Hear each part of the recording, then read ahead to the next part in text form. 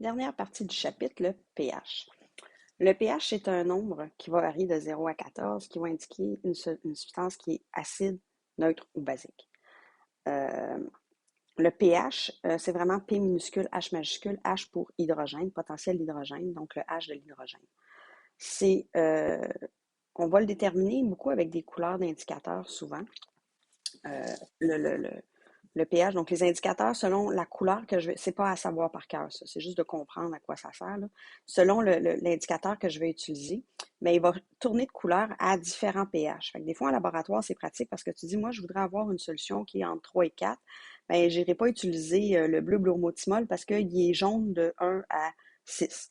Mais par contre, je prends le jaune de méthyle, excusez, il sera orange entre 3 et 4, donc le pH que je veux obtenir.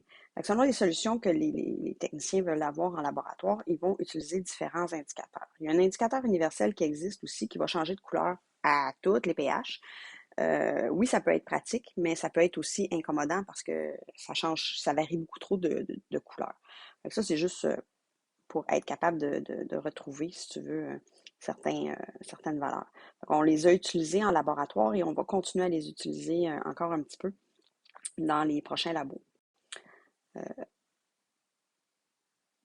Donc, en fait, l'acidité, c'est quoi? Là, on a une échelle ici approximative de certains pH, donc on se rend compte que, bon, tout ce qui est en bas de 7, c'est acide, tout ce qui est en haut de 7, c'est basique, et à 7, c'est neutre. Bon, dans la vraie vie, là, c'est sûr que si c'est entre 6,5 et 7,5, on va considérer ça neutre, mais dans la théorie, le neutre, c'est 7. Si c'est 7,1, c'est basique.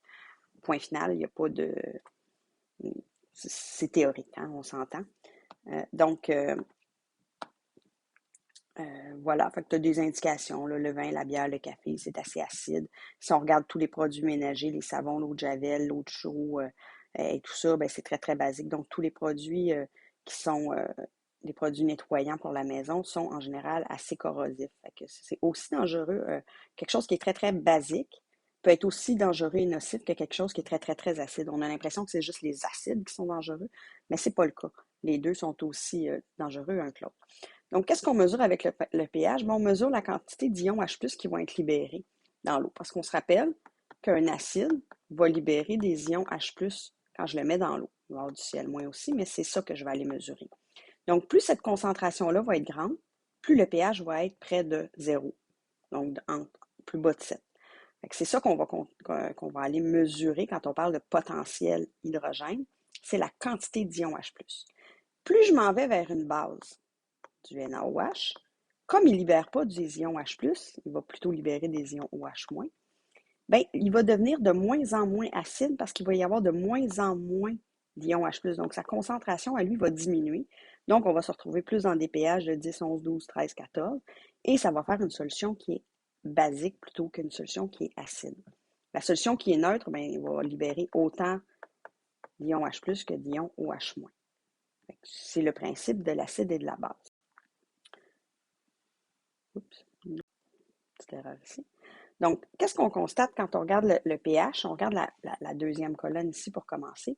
Le pH, là, on va le déterminer en fonction de la concentration en ions H+. Donc, si j'ai une concentration de 10 à la 0, ce qui est égal à 1, on s'entend, mol par litre, on prend tout simplement l'exposant et on dit que le pH est égal à 0.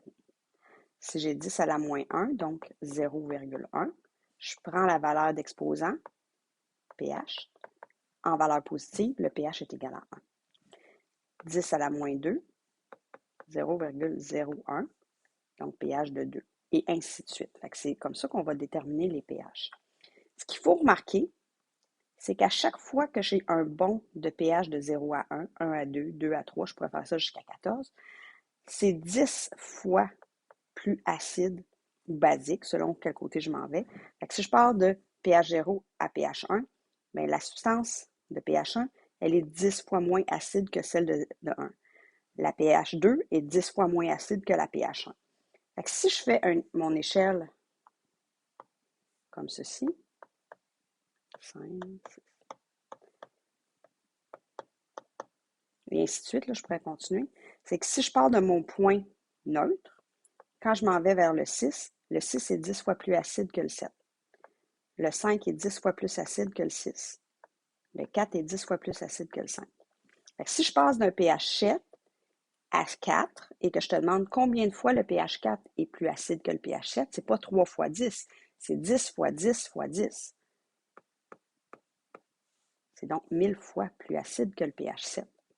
Si je pars de l'autre côté, mais ça va être le même principe. Le 8 est 10 fois plus basique, le 9 est 10 fois plus basique, et ainsi de suite. Donc, c'est toujours des bons de 10 fois. Entre chaque pH, il y a un facteur 10. Il ne faut pas se tromper. Dans le fond, c'est qu'à chaque bond que je fais,